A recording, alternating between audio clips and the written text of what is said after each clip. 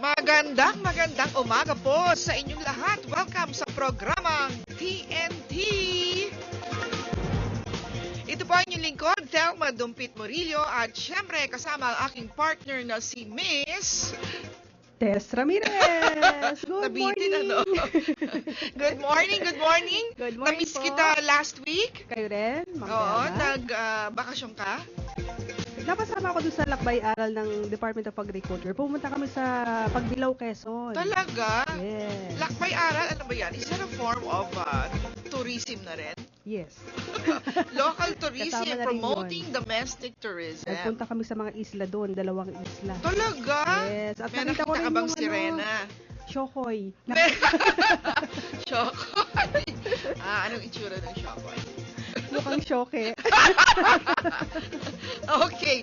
Anyway, may kaugnayan dyan ang ating programa ngayong umaga. Ang theme natin kasi ay Home Away from Home. Ayan. Home away from home. Nung isang, kailan ba yun? Last week ba yung pinag-usapan natin in passing? In passing lang yung homestay. Kasi di ba maraming gusto biyahe, makakita ng mga ibang lugar, pero kulang ang budget. Yun ang mahirap. Pagkapos sa budget, parang limitado lang din yung pupuntahan mo. Hindi ka makagalaw ng maayos. Correct. So, itong homestay program, isa to sa paraan para kayo ay makapagtipid kung kayo ay papasyal. Yan. Bukod pa dun sa pagiging backpacker, meron din yung mga gano'n, di ba? Yung backpacking lang gusto nila. Ang kanilang, nasa backpack lang nila. Ang kanilang buhay. Yun. So, yun po ang ating pag-uusapan sa umagang ito. Home away from home. Alright. Ito pong programang TNT, mga kaibigan, ay inyo pong napapakinggan sa himpilang DZRB, Radyo ng Bayan 738 kHz. At sa aming kapatid na himpilan, ang DWBR FM 104.3 MHz. Okay, at bago tayo pumalaot sa ating programa, may nagpapabati. Maraming nagpapabati. Magtatampo sila pag di natin binati. Oo nga ito yung mga masugid nating taga-subaybay. Ang mga BOI guards, yung Board of Investments. Sila palagi. Sa building namin, oo. Hello. Si Desiderio Babanto, Joven Luces, Mark Kagiwa, Benito Bukag, at si Calixto Pungay. Mapungay ang mata niya. At syempre yung aming photographer sa PRO, si Fred Empalmado. Happy listening! Okay! Tawagin rin natin, of course, yung mga bossing natin dito sa PBS. Sa pangunan ni Director Tito Cruz. Syempre naman, Director Tito! Kay Deputy Director Mario Rodriguez. Good morning din kay Sir Alan Alanigue, ang Station Manager ng DZRB at ang Station Manager ng DWBR, si Miss Maju Encomienda Ramos. Meron na po tayong 15 minutes, mga kaibigan, makalipas po ang 8 o'clock. TNT Explosivo. Pinangungunahan ng DTI Director for Public Relations Office at isa ring dating tagapamahayag na si Miss Thelma Dumpit Murillo at Radyo ng Bayan Anchor na si Tess Ramirez.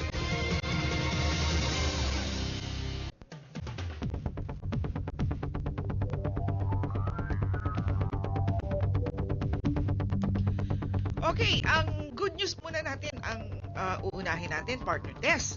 Siyempre, ang pinakamalaking event this week, yung 45th Annual ADB Governors Meeting na ginaganap ngayon dito sa Pilipinas, dyan sa PICC. Correct. Hanggang bukas yan, ano? Opo.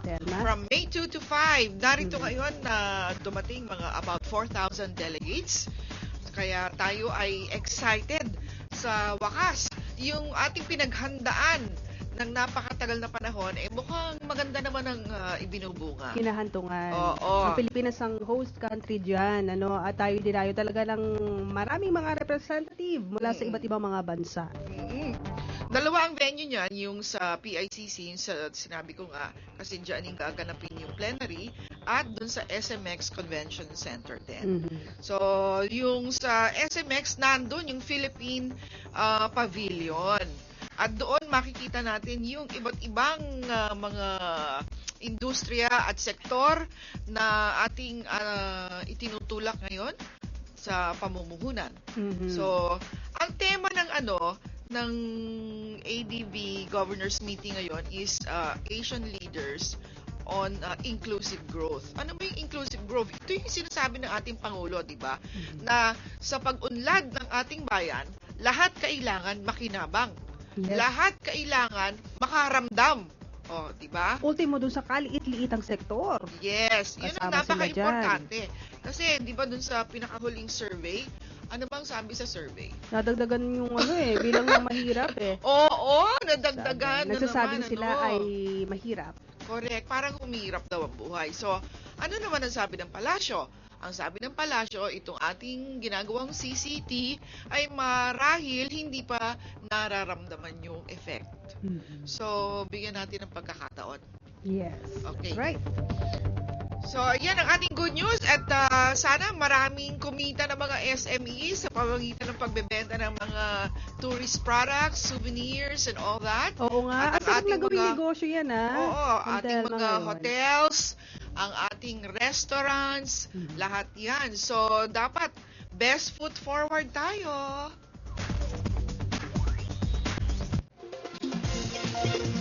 TNT. Explosivo. Explosivo. Explosivo.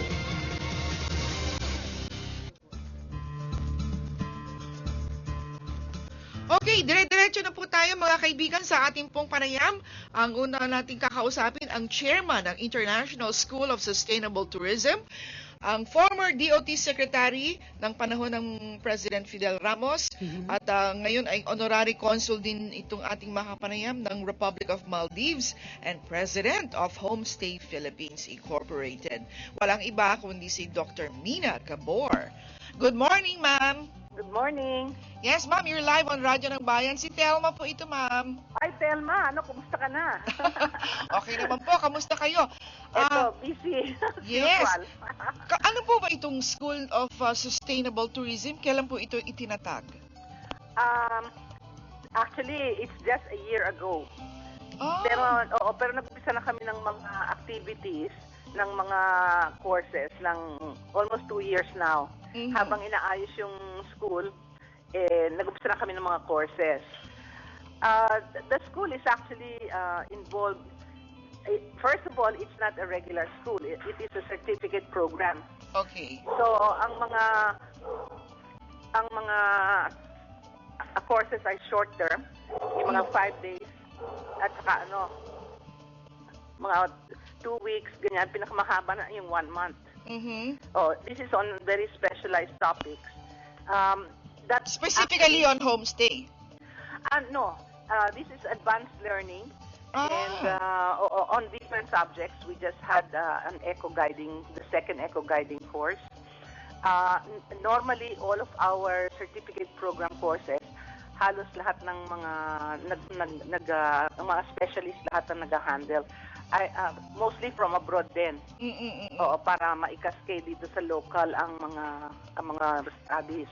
Tapos, we've had eco-guiding, we've had eco-lodge. Nagkaroon tayo ng ecotourism planning.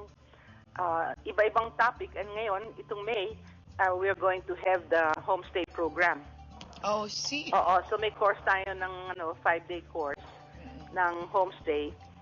Yun nga, mabuti, tinawagan mo ako kasi tumatawag din ako yung sa mga families na gusto magkaroon ng extra income.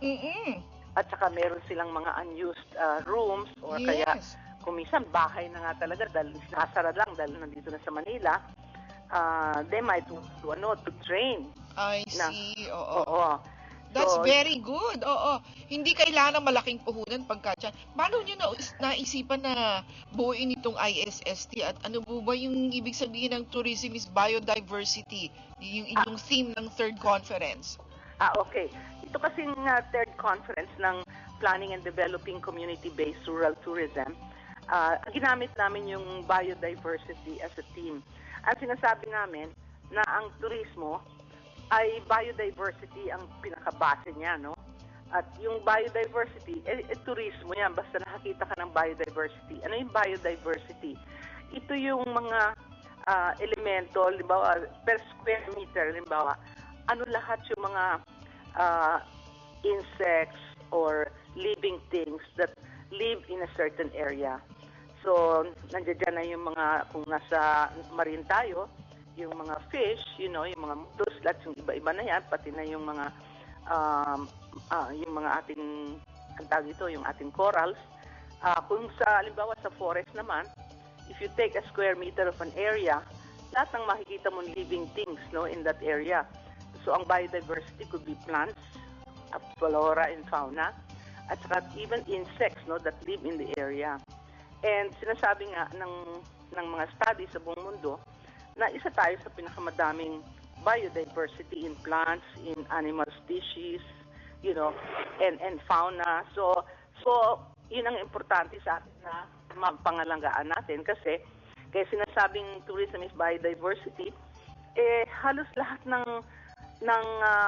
tourism products, yung mga heritage, yung iba-iba, medyo standstill, sabihin tuloy-tuloy lang, pero ang travel for natural areas where you see a lot of biodiversity, ang lakas ng taas ng growth, from zero base, halos ngayon nasa 30% na.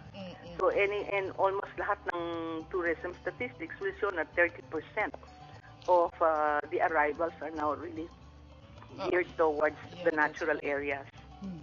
Partner, may tanong ka? Yes, okay. Dr. Mina Gabor. Hi, ma'am. Good morning po. Si Tess po ito. Let's go. Opo. Ma'am, ito pong ISST ay nagsimula pa noong year 2009. Ano po? Ano karami po yung nagpapa-enroll dito? Ano po yung average number? Kasi, din kami, we have a tie-up with Florida State University, yung kanilang sustainable department, no? Uh-huh. And, at saka, kasama din natin dito sa ating advisory board ang World Tourism Organization, yung Pacific Asia Travel Organization, which is the biggest private travel association in the world. Pagkatapos, nandyan din yung mga specialists like Hites Meta, yung guru ng Ecolodge, and of course, ang Subic Bay Metropolitan Authorities with us, no?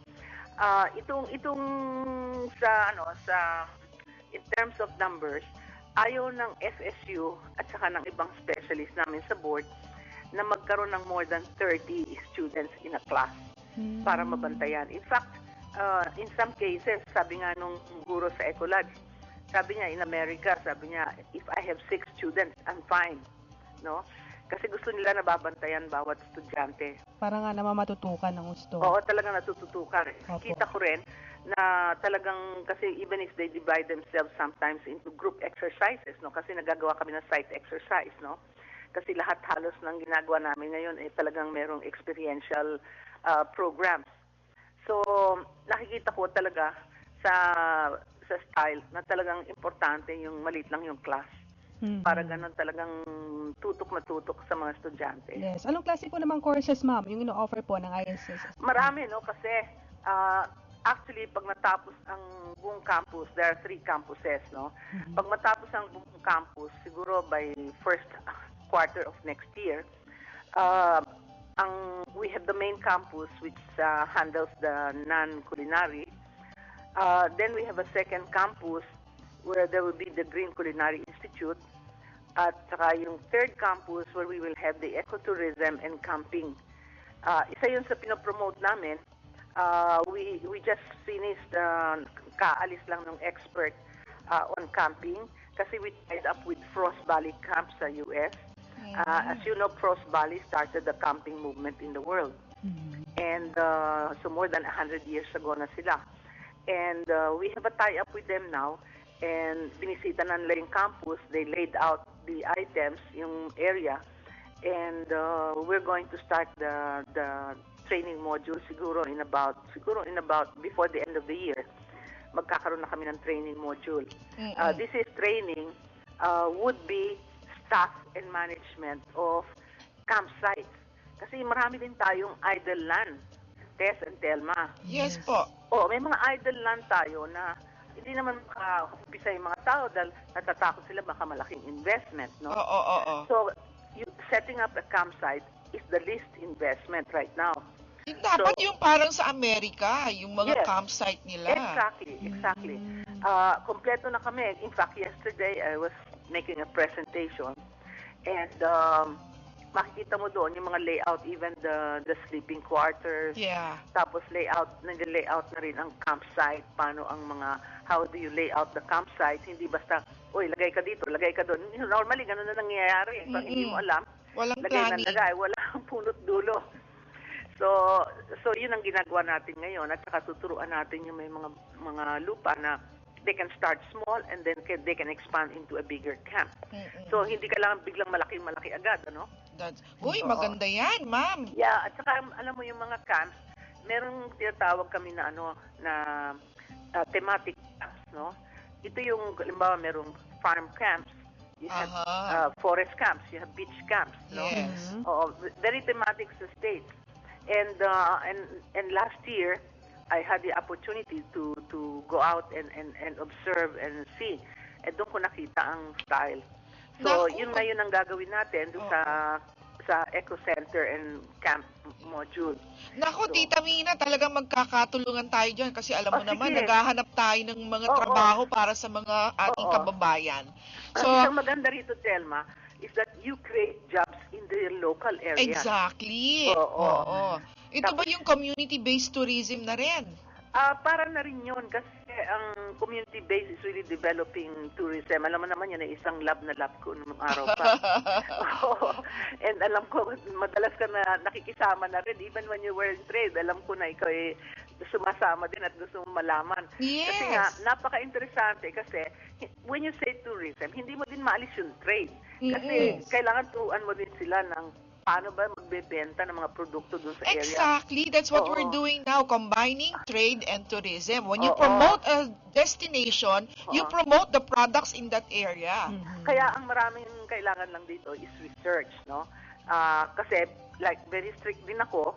Alam mo naman yon, pag may sinabi sa akin, talagang pinupuntahan ko rin at saka sinecheck ko. Yes. So, like, for example, yung isang camp na nakita ko sa US, because dun sa camp nila, maraming maple. So, naggawa na rin sila ng maple syrup, no? So, part of the work ng mga campers is actually to learn how to cut, to get the syrup from the tree, paano din ginagawa. So, it's a whole process kasi ang nakakatuwa sa camp, rich kid, poor kid, nagkakasama-sama. At saka ang camps actually changes the attitude. Ang daming mga bata dito sa atin sa Manila. I mean, dito na lang sa atin, wag ng Amerika. Ang daming bata rito na they have never seen maski na yung chicken, paano ba nangingitlog yung chicken. Maraming mga bata, no? Na, lalo na kung malaki sa kondo o ano. And you can tie that up with yung mga English camps of Koreans or Japanese, part of their cultural immersion. Okay, but what I learned, right now, ang tie-up namin is with ACA, yung American Camp Association, kasi ng Good Housekeeping seal. Kasi, first of all, they have perfected the seal, no? So, they have given us now all the details for that. And we will be able to run the accreditation. I see. So, kasi ang daming millions of campers around the world. But if they don't see a seal of ACA, no, or a KOA na seal, hindi sila mag-a-attend, hindi sila pupunta sa camp. Yeah. Kasi may certain standards na you have to fulfill. Of and course, that is very important. So, nung nalaman ko yon, sabay na namin actually kinausap at ngayon we have an agreement and itong first batch dumating na, ang next batch na dadating is yung ACA na. Natuturuan naman yung staff namin how to accredit. Okay. So para ganon, merong once na malaman na may seal na, you get into the list of the ACA na. Ng accredited ACA. So kung meron tumitingin doon na camper, uy, meron pala sa Philippines na ACA accredited, punta tayo, Okay, ma'am. So for those interested in enrolling or getting in touch with you, saan po ba pwede para matuto naman sila? The school is in Subic, no? So for Subic. those who want to personally go, it's easy. It's in the old Subic building, the International School of Sustainable Tourism. And it's easy because everybody takes their picture dun sa merong Spanish Gate na historical Spanish Gate, no? And when you stand up there, it's in the same street. The big building you see is right away our school. It's on Dewey Avenue. Okay. So it's in the heart of Subic itself. Now, of course, the other two campuses, one is in QB Point, which is also within Subic, and the other one is in Triboa, which is very near the Apex Villas. No? So all of them are in Subic. There. Tapos ngayon, kung gusto naman ng online, they can just, our email is info@issstphilippines. info@issstphilippines.edu.ph. So, madali lang. And then, kung gusto naman tumawag, you can call these numbers, 047-250-2460. Yun ang sa Subic. Dito naman sa Manila, it's 834-2994. Okay, So, thank ang you. next na training natin na napaka-importante is yung homestay. Homestay, when is that? Magmula ng May 23. May 23 up to? Apat araw yata yun, at saka 5 araw. Magkano po ba, ma'am, ang enrollment pala? Mura lang. Oo nga naman, sa mga nagbabalak. 5,500. 5,500 which includes? Which includes na the training materials at saka yung pagkain. Okay. Pero leave out yan. Leave out. Oo. So, kung gusto nila ng live-in, they just have to let us know para mahanapan sila ng maayos. Meron din naman kaming dormitory style sa school, no? If they want to. So, kung gusto nila ng hotel style, meron din marami sa Subic ng mga hotels. Okay. Malaya sila makakapili kung gusto nila live-in o live out. Live out, live-in. I wish you could attend. Alam ko, Telma, gusto mo yung homestay ng araw pa. I told your niece. Oo. At saka ang dami kasi it's not only the kwarto, no? You can earn money from kung may guest ka. Nagpadala kami sa Palawan yung grupo ng mga speakers. Pina-homestay namin. Tuwang-tuwa talaga. Tuwang-tuwa. Ayaw na nga mag-tour Nung nakasama na yung mga families, nag-enjoy na sila, ayaw lumabas. At tuwan-tuwa sila just to immerse in the family and taste the food. And they learn how to Nag-enjoy ng gusto talaga. It's an experience. Okay, thank you, Dr. Gabor, for your time. Telma. And also, congratulations for having this radio program. Oh, yes. This is a DTI program. Malaking tulong yan. Thank you, ma'am. And just call us next time. Yes, please. Okay. Thank you. Magandang umaga po. Bye. TNT. Explosivo.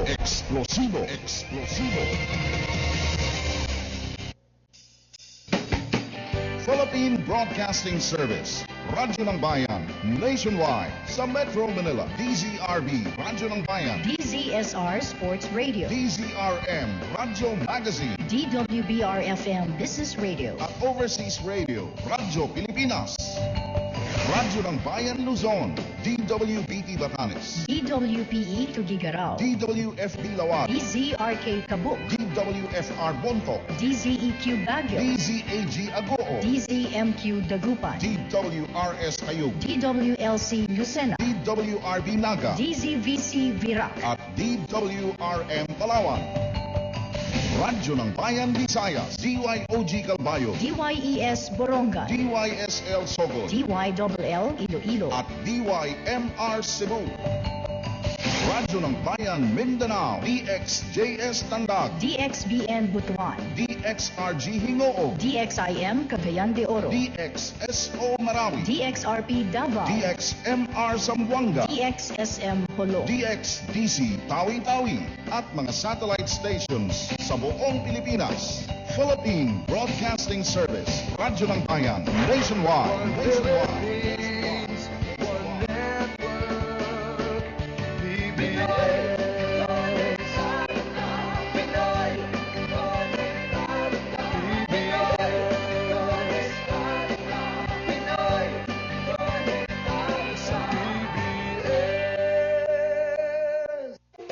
TNT. Explosivo. Pinangungunahan ng DTI Director for Public Relations Office at isa ring dating tagapamahayag na si Ms. Thelma Dumpit Morillo at Radyo ng Bayan Anchor na si Tess Ramirez.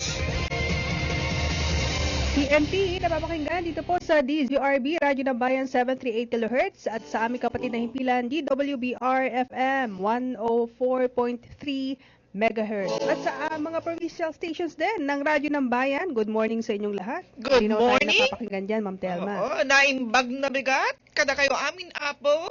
Yes, at sa mga na sumusubaybay sa pamagitan ng internet. Oo. Tayo napapakinggan, ayan, live. Saan mang panig ng mundo kayo naroon, basta't may internet access, maglago lamang sa pbs.gov.ph at i-click ang DZRB. At kung gusto naman ninyong makipag-ugnayan sa amin, maaari po kayong mag-email sa tntradionangbayan@gmail.com o di kaya sa Facebook, i-click lang po ninyo TNT Radio ng Bayan at click ang like. Ayan. Doon naman po sa may mga reklamo, may mga feedback, at baka yung nabili ninyo, hindi ninyo... Epektibo. Oo. Tumawag po kayo sa DTI Direct 751-3330. Hindi pa rin po sila nagbabago ng number, mga kaibigan, na 751-3330. Alright. At para naman sa ating tanong ng tao or TNT of the day, Partner Tess. Yes. Ano ba yung ating tanong sa araw na ito? Ang ating tanong ay, May kaugnayan sa title. syempre, anong ibig sabihin pag sinabing homestay? Homestay. Anong Ayan. ibig sabihin yan? So, tumawag po kayo at manalo ng aming napakagandang premyo Napakaganda talaga. galing sa DOT. Yan. Ang numbers na tatawagan ay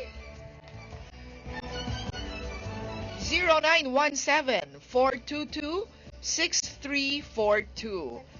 So, i-text ninyo ang 0917 para sa inyong sagot.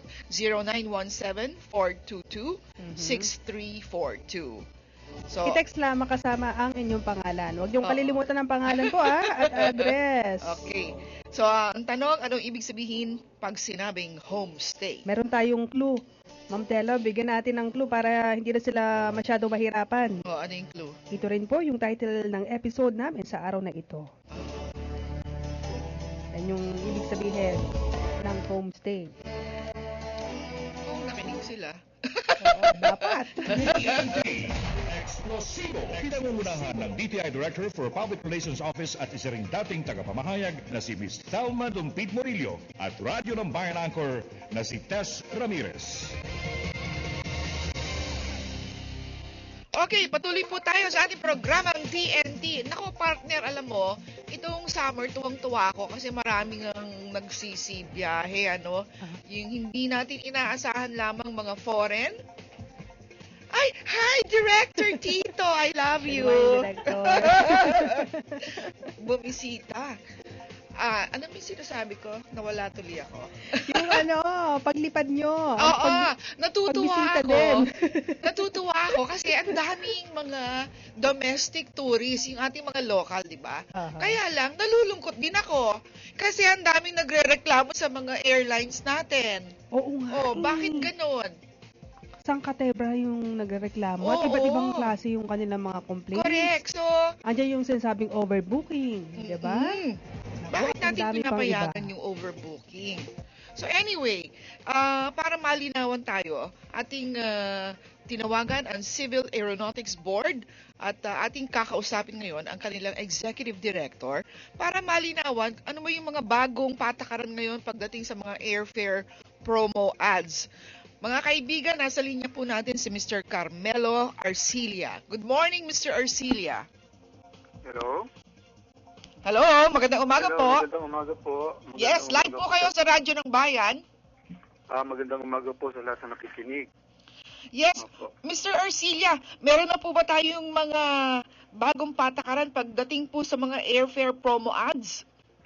Opo, bilang background po, nung nagkaroon po tayo ng yung Resolution 74, yun yung guidelines ng promo ads, At ito po yung kinailangang i-fine-tune natin dahil matapos po nating implement yan, nagkaroon po din ng pangangailangan na magkaroon ng konting mga amendment. At yan po yung nakasalang sa ating meeting ng board sa May 10, sa Miyerkules. May 10. Opo. Okay. Yung pong draft ng amendment ay dumaan sa konsultasyon at ng masusing pag-aaral ng... In a nutshell, ano po yung mga amendments o mga bagong inintroduce dito po sa ating batas? Kasi po dati, bagamat nakalagay po doon na in the spirit of transparency, kailangan pong nakalagay doon ang add-ons, kasi yung mga unang promo po nakalagay lamang yung presyo. Tapos pagbili ng pasahero, hindi naman nila alam na meron palang tax, may surcharge. Ngayon, nilagay na po natin yan sa regulation, itong Resolution 74, yung guidelines.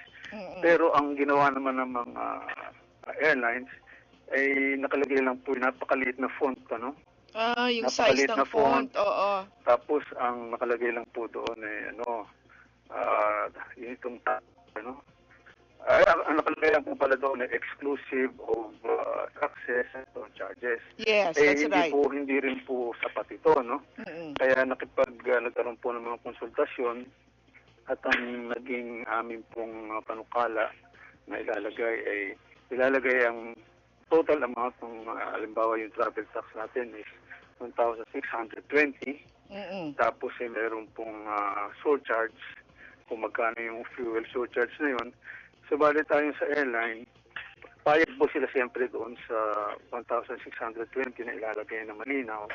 Ngayon sa surcharge po, palibas at ang isang promo ay sumasaklaw sa maraming ruta, ay magiging napakahaba po kung ang surcharge lahat ng ruta ilalagay yung surcharge, Kaya ang pagkayarihan po namin, ang surcharge po ay maglalagay sila ng range.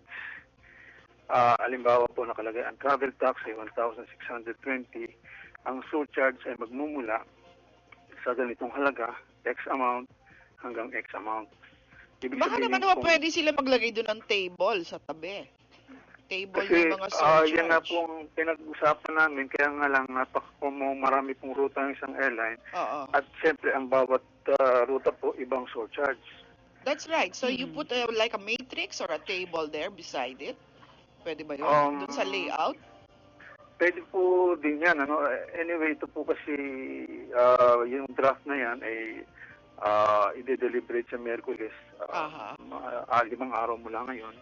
At ating pong patuloy na pag-uusapan din yung matrix na pwedeng ilagay. Ano po, Mr. Arcilla, dumami po ba ang mga reklamo ngayong taon na ito? O halos pareho lang nung nakaraan? Actually po, sa aming tala, mas kumunti po ang bilang ng reklamo. Kumunti po naglagay na yun, sir? Pero ngayon lang nabigyan ng pansin, ganun po ba? Sa totoo po, maaaring hindi naman talagang sukatan ng dami ng reklamo ng mga tao, yung pumapasok ng reklamo sa amin. Sapagkat ang airline po ay mayroon ding sariling programa para kanilang ma-settle yung mga reklamo kaagad, yung iba hindi na dumarating sa amin. Ang binabanggit ko lang po yung tala sa amin. Yung mga nagre-report. Yung mga nagre-report po. Correct. So yung iba na kunyari na-resolve na nung airlines, hindi na umaabot sa inyo yun. Oo, tsaka may effort na rin po ang airline na madaliin kasi sabi nga namin, abay inyong ayusin mabuti ang inyong mga patakaran at yung pag-aayos ng problema ng mga pasahero. Kasi minsan meron sila, di ba, yung mga 1 peso seat sale. Yes. Or yung iba naman nakalagay 200 pesos lang, pero yung pala sangkatutak ang taxes. Mas malaki pa yung bayad sa taxes kaysa dun sa actual maayos na po yan at sa ngayon pati yung ginagawa nila noon na ang liliit ng font bawal na po yan. Ayun. Director, meron po akong gustong linawin. Gaano po katotoo yung pong bilang ng flights ng mga airline company ay babawasan po ninyo? Hindi mo ba nakaka-apekto yung sa turismo natin? Ayoko po sana mag-comment dyan dahil ang ating pong kalihim ng transportasyon on top of the situation at lahat ng bagay na maaaring maging solusyon dito ay pinag-aaralan at madali ang ipatutupad. At araw-araw po ay talagang tinututukan ng ating Secretary Mardoan. Director Arcilia, nabanggit ni Secretary Rojas nga na yung balak ay yung bang maliliit na eroplano ay yun ang ilalagay sa Sangli at iiwanan na lamang yung dito sa... Opo, marami pong mga programa, marami pong mga hakbang na gagawin. Opo. Isa po yan at saka sa katunayan nga yung mga flying schools natin ay yan ay hindi na pwede lumipad sa tinatawag na peak hours. Yes. Oo. Aha. That's good. Kasi nga, experience ko rin po, minsan, ang tagal, we were just hovering on the air, no? Ang tagal po namin bago nakapag-landing. Ayun pala, kailangan antayin pa ng piloto bago kami makalanding. Mag-take off muna yung nandun na sa runway. Oo, kasi po talaga ang punot dulo yung congestion po. Yes. Lumago po ng masyado ang ating industriya. Opo. At ang At gusto infrastruktura sana po, natin yun, pero hindi nakasunod, parang nakapagsabay yung ating infrastruktura, hindi po ba? Oo. Kaya po lahat ng paraan ay ginagawa ng ating kalihim upang matugunan itong suliranin nito. Sa isang oras po ba, Director, ilan lang po ba ang pwedeng lumipad? Kasama 36 po, 36 lang po. 36? Ang movement yan. Ang nag-a-average po tayo ng ilan po ba? Sumusobra Ay, sa 36? sa peak hours po, ay medyo sumusobra yan. Kaya nga, nire-redistribute. At talagang ang ating kalihim nga po ay magpapatupad ng mga regulasyon tungkol sa bagay na yan. At paano hatian ng mga airlines natin? Sino mauuna? Sino mahuli? Yung ganun po. Yan po ay nagkakaroon din ng mga pag-aaral. May marami pong factors yan, yung historics, yung tinatawag, at yung kakayahan ng airline, at of course, yun din yung equal opportunity. Marami pong factors na kinoconsider para magbigay ng desisyon tungkol sa bagay na yan. Opo. So, Director, basta't ang gusto po ng DTI is magkaroon ng full disclosure pagdating sa mga charges. Sa palagay niyo po, maraming mga airline companies naman yung makasusunod po. Hindi po pwedeng hindi sila susunod sa pag-regulasyon. Kung hindi sila susunod, magkakaroon po ng sanction tayo. Okay, buti naman. Di ba? Okay, so sana po maayos yan, Director Arcilia, at para hindi naman... Umasa po kayo na talagang ayusin natin dito sa lalong madaling panahon. Salamat po, Director. Para naman sa kapanganan ng ating mga turista, both local and foreign. So, good luck to you, Director Arcilia. Thank you rin po at magandang umaga sa inyo lahat. TNT. Explosivo. Explosivo. Explosivo.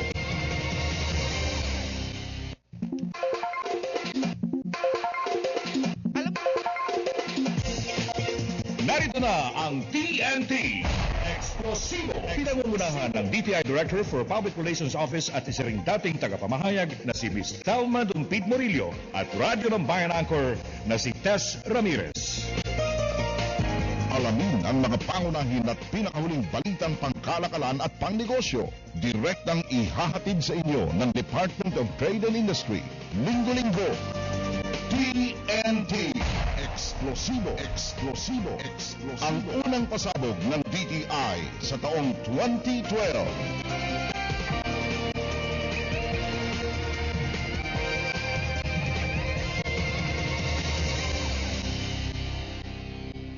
Okay, nasa huling bahagi na po tayo ng ating programang TNT. Nako partner, alam mo, yan talagang problema natin eh. Yung gusto natin dumami ang mga turista sa ating bansa. Yan diba ang ang ating lahat. target ay, ilan ba? 10 million ba by 2016? Ang liit-liit nun ha, 10 million. Alam mo ba yung Malaysia, 25 million yata Sa yun? kanila? Oo, Dinaig pa tayo? Thailand. Ha? Dinaig pa tayo? Sa Naman! target ng mga Naman! Ano ba? Paano ba tayong ganun? nga ang problema natin. Diba? Hindi tayo nakakasabay sa... Gusto natin maghikayat ng marami. Pero, naayos na ba natin yung mga interlinkages? Inaayos pala ngayon eh. Yun na nga! Sana naman, ma-meet natin yung target. Kasi di ba may mga gusto silang i-accomplish. Halimbawa, bago matapos itong 2012, ito na yung ating narating. Ito na yung mga natapos. Pero ang tanong ng publiko, asa na? At ano nang nangyari? Bakit parang hindi pa rin namin nakikita yung resulta? Ano ba yung mga ginagawa? Nasaan yung pagbabago? Diba? Dapat bilis-bilisan. So, kailangan talaga ay konting tiis na lang po at ginagawa na ng paraan yan. Kaya nga palagay ko si Secretary Rojas baka hindi tumakbo ng 2013 kasi kailangan siya ni President Noy. Diba? Yung ba yung nararamdaman, Ma'am Telma? Oo parang yun ang nararamdaman ko eh. Pero ako nararamdaman ko marami ring mga hindi natin iniisip na tatakbo pero tatakbo eh. Ay, ganun. Sino ang nararamdaman ko? Sino? Mamaya. Tatakbo ka ba? Sa inyo. Tatakbo ka ba? Yan ang tanong ngayon eh. No? Oo, papalayo. Okay, ang next topic natin ay ano ba yung concept of homestay? Yan ang pag-usapan natin. Kasi kanina overview lang yung overview. Yun yung binigay ni Tita Mina Gabor, di ba? Yeah. So ngayon, sisiin natin para dun sa mga interesado na pumasok sa ganitong negosyo. O ano ba yung mga security risk din yan, di ba? Oo, yun ang baka mamaya yung malaman. yung pinapasok mo sa bahay mo ano pala, ex-convict o magnanakaw. Hindi mapagkakatiwalaan. So, paano ba? Ano bang konsepto ng homestay? Kausapin natin ang presidente ng Homestay Philippines Service Cooperative. Walang iba kundi si Miss Corazon De Leon. Good morning, ma'am. Hello, good morning. Good morning, Secretary. Yes, how are you? Okay naman po. Live po kayo sa Radyo ng Bayan. Okay. Yes, napatawag po kami because our theme for the day is home away from home. Ito po ang okay. So, we want to find out ano po ba itong Homestay Philippines Service Cooperatives? Actually, this is an offshoot of the initiative of former Tourism Secretary Mina Gabor. Kasi realizing that if we expect more tourists coming in, we must be able to show not just people staying in hotels, but also families opening their homes for homestay. Paano po ang mekanismo nun? Okay, well, it's still in the process of organization, but myself, I have a little parang kubo or hut near the river sa Parañaque. I will just give an example, no? And therefore, if there are people going for early morning flight or late flight arrival, and they need to stay in a place just overnight, they can just make a phone call, and they will be picked up wherever they are. Of course, they have to be known. Yung sabihin naman kung sino sila, no? Baka naman they are not good people or not people who are safe, no? Pero if they are referred, for instance, they knew about the place, the idea is to have that all over the country. Diba? Ang idea dito, they may be families, no? Or they may just be couples or even individuals na they do not like to stay in big hotels or also more economical in a sense because it is like the concept in England, yung bed and breakfast. Yes, that's right, bed and breakfast. And so therefore, if we propagate this now, because I experienced that with both the World Youth Day at saka yung mga conference ng mga priests, the parishes identified some families that can host visitors. So it can be done now. Hindi lang, it can become what we call income producing. That's right. Magkano po ba ang kinikita nila? Well, ang namin right now is 500 per person. 500 per person. But it all depends kung anong klaseng facility, air condition, or just electric fan. It's still being worked out because we feel may accreditation muna. Okay. Opo, To abot kaya determine naman is pala. it A, B, C. We're still working on it. But I myself feel to get it started, identify first the homes that can be accredited. That's And right. from there, determine on the kind of, for instance, if the room has its own toilet and bath, Oo. syempre, it's better than parang room that you have to go outside to take a shower or to wash up, Yeah. diba? Yeah. So, depende sa facilities. And we're now working it out. But it is in process dahil sa tingin ko, importante munang ma-identify sino ang willing. Mm-mm. Okay. Ma'am Cora, yung pong homestay na yun, meron na rin halong intriga ngayon eh. Kagaya ng sinasabi nila na meron daw malpractice na secondary agenda po ng ibang homestay sa kasalukuyan. Ano po yung masasabi niyo po tungkol What do doon? you mean? Malpractice po na secondary agenda daw ng ibang homestay sa kasalukuyan. Siguro may ibang mga silang ginagawa, ano? Oo. Well, I'm not that familiar with that. But ako, on the area of the homestay, we decided it will be a cooperative, I want to go back to the homestay concept. It will be a cooperative and therefore, hindi to subject to the kind of arrangement sa Securities and Exchange Commission. Yun ang magiging sistema doon. But beyond that, yung iba namang, let's say, other facilities, example, katulad ng mga hospice, no? Yes. Another facility naman yon na some homes can, or communities, in fact, I would like to encourage communities to develop hospice care so that you don't need big facilities.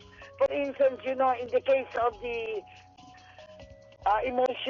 people with emotional problems, in the case of Milan, they closed all the big mental hospitals.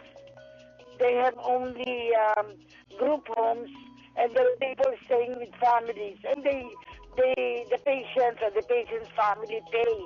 That's another system that can create a market for some, ang tawag ko doon, mga emptiness. Mag-asawa na lang nandoon, may malaking bahay, may 3 kwarto, etc. Yes, oo. That's right. So, you work hand in hand with Tita Mina Gabor, yung as homestay president, no? Oo. You are the marketing arm. Paano po ang gagawin ng mga tagapakinig natin na gusto pong sumali dito po sa homestay program? Oo. Sino po ang pwede nilang tawagan? Anong numbers, ma'am? Medyo mahina ang under the overpass eh.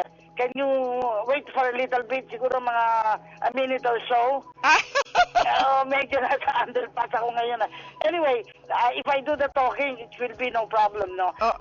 In terms of this development, it's still what I call work in progress. Kaya I cannot give you all of the specific details. Okay, But suffice it to say na useful sa akin, at of course, this is part kasi of the International Institute for Sustainable Tourism. Yes. Kasi ang problem natin, particularly in the provinces, you don't have big hotels. That's right. Although may mga corporations or that are establishing small facilities like Days Inn and then other smaller hotels. Yes, yes. But at the same time, we need a backward and forward linkage between small hotels, big hotels, and then homestay. Okay. Sige po, ma'am. At makikipagtulungan po kami sa inyo. Anytime, please call us for more information or any announcements you may want to make. I'm losing you. Okay. Go ahead. Sige po. Nako, mukhang hindi na natin marinig si Miss Corazon de Leon. Ma'am Cora, yes. Former DSWD Secretary. Pero marami na siyang na-share na information, so maraming salamat kay Ma'am Cora. At mga kaibigan, wala na po kaming oras. TNT. Explosivo. Explosivo. Explosivo. Pero bago po kami tuluyan magpaalam, i-announce namin yung winner para sa ating TNT. Ma'am Telma, sino ba yung ating nanalo for today? Ang ating winner sa umagang ito, walang iba kundi si Ana Guerzon from Quezon City. Tama ang kanyang sagot. home away from home. Congratulations! At sa lahat po ng ating mga taga-pakinig hanggang sa susunod po na Friday. Yes. Do good, be felt, make a difference. Have a nice weekend. Ito po ang inyong lingkod, Thelma Dumpit Murillo. Ako po si Tess Ramirez. Sa ngalan ng lahat ng ating mga nakatuwang, thank you kay Miss Marela Jem Castro, kay Engineer Dita de los Santos, Engineer na Itable. Hanggang sa susunod na Friday, mga kaibigan. Maraming salamat po. Magandang umaga. Oras natin 1 minuto makalipas ang alas 9 ng umaga. Radyo ng Bayan Network.